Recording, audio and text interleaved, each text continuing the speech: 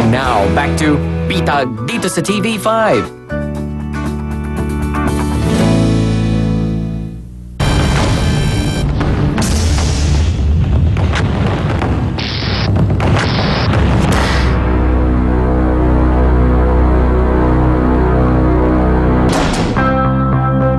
Ilan sa mga biktima na walang pakundangan naging biktima ng mga illegal na mga body searching ng mga pulis.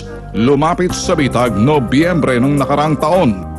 Ang mag-inang Gladys at Pearl, parehong guro ng elementarya, hindi makalimutan ang karanasan sa kamay ng mga pulis ng Presinto 4 ng Caloocan. Hinarang kami ng pulis. Sabi ng pulis, eto na yon, sila na yon. Punta tayo doon sa may station. Tapos nung nandun na kami, pilit kami pinapapasok dalawa. Hindi kami nagsabay ng mami ko. Ba't kami papasok? Wala naman kami kasalanan.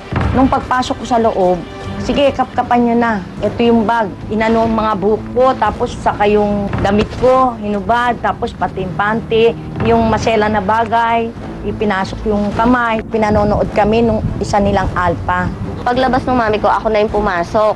Lahat po pinahubad sa akin. Yung lalaking nagturo sa amin doon, pabalik-balik siya doon. Nakatingin siya, nakahubad ako noon. Habang kinakapkapan ako ng dalawang babae. Ang amang si Raul, bibili lamang ng ulam isang hapon para sa kanyang pamilya. Masahol din ang sinapit sa kamay ng mga pulis, Presinto 4. Habang tinatanong po nila ako, kinakapkapan na po nila ako. Tapos, Kinakapkapan ka. habang kinakapkapan ako, yung daliri po nila na inaano po sa pet ko, manipis na naman po yung pet ko. Pinapasok po nila doon sa loob. Tapos dito po sa may... Meron silang nakasuot ng guantes? Ayun din po, wala po. Tapos po yung ari ko po, pinipisil-pisil po nilang ganun. Hindi ka naman pinatuwad? Hindi naman po. Oo. Nakatayo ka doon mismo sa labas? Apo, sa Presinto ba ng pulis to? Presinto ng barangay? presinto po ng pulis. Nakikita kahit ang mga taong dumadaan? Nakikita rin po. Ipinarating ng Bitag kay Colonel Jose Dueñas nang isumbong mo kay Chief PNP ang sunod-sunod na kasong illegal body search. So, ang pagka sa body search sa'yo, strip search nga yun eh. Illegal talaga yun. Kaya bali, grave abuse of discretion ng authority sa panig ng mga law enforcer o sa panig ng mga pulis ang ginawa sa'yo. Kaya papipilapin ka namin ng form para may reference kami dito sa pag-file ng kaso doon sa mga pulis na yun.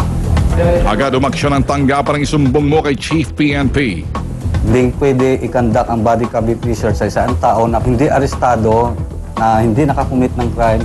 Saka hindi rin pwede gawin ang body cavity search pag ang isang tao ay pinaghinailaan natin na nagtatago ng kahit anong ebidensya na gagamitin niya sa krimen. Isang buwan matapos ilapit ang reklamo, nilipat sa ibang presinto ang mga inarereklamong pulis. Enero, taong kasalukuyan. Ang buntis na si Ana naman ang naging biktima ng illegal body search ng mga operatiba ng SAID ng QCPD Station 12. Gusto ko po sanang bigyan ng katarungan yung ginawa nila sa amin ng anak ko.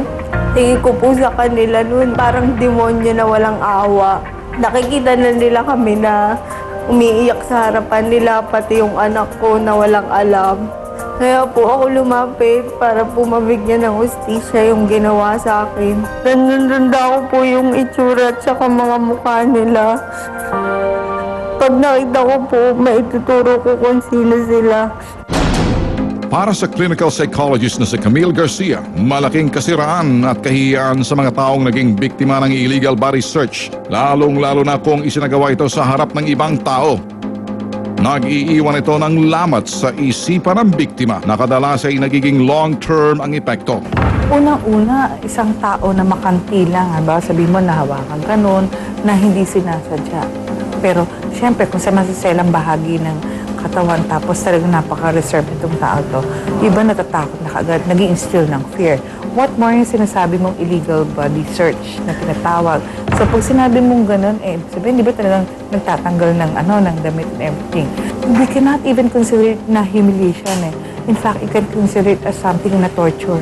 It will instill not only fear, phobia, trauma, but it can psychologically affect an individual. maaaring magsampa ng kaso ang sinumang sasailalim sa hindi makatuwirang body search. It's recognized that it is part of torture. The whole process is by itself, the demeaning and degrading. Itong 25 ng Enero, Sabado, unang araw ng surveillance. Ito'y upang kumpirmahin ang sumbong ni Ana laban sa mga operatiba ng anti-illegal drugs ng QCPD Station 12 sa Libis, Quezon City. Ang target, ang mismong presinto ng QCPD Station 12. Matagumpay na natunto ng bitag undercover ang policewoman na nagsagawa ng body search sa buntis. Inamin ng policewoman na ito na isinagawa niya ang body search sa biktima sa utos ni Inspector Ramon Castillo. Si Police Inspector Castillo, ang Deputy Director ng QCPD Station 12 at ang hepe ng Station Anti-Illegal Drugs o SAID. Siya rin ang team leader na nagsagawa ng drug operations sa Muntinlupa kung saan sapilitang binitbit ng walang warrant at walang operasyong naganap sa buntis na si Ana at ang babaeng kasama nito. Magtatanong lang po. Wala na, nakalabas na.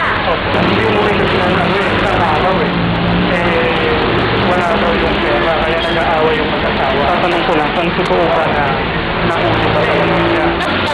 Outgoing na ako nung hapon na nagdala ito.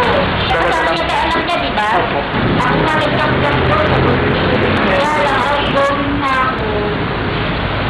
Hindi ko lang alam kung umuwi din ng gabi na yun, okay lang po kami. Kasama kay anak niya tayo.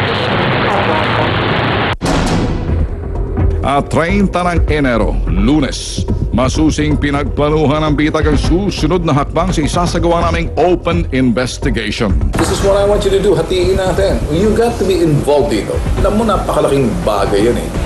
Pinahiya mo yung tao eh. Alam mo yung impact sa tao na yan? Kinubaran, kinakapan. That's degrading. Tulad na limbawa ng bata. Nakita ng isang bata ang kanyang ina, pinahubad. Buntis sa bata. Anong impact ng bata roon? Matatakot na siya sa tuwing nakita niyo na uniforming police, kinakapkapan yung nanay niya, binasinesearch, babaeng police. These things, maging sensitive dapat. Don't, sana yung bata na yun, hiniwalay mo muna. Wala nang pakialam yung policewoman dito. There is more investigation na parang style nyo bitag. Yan, gagawin natin yan. Lahat na papasadahan ninyo, papasadahan nyo. At 31 ng Enero, isang bitag undercover ang magsisilbing advance party.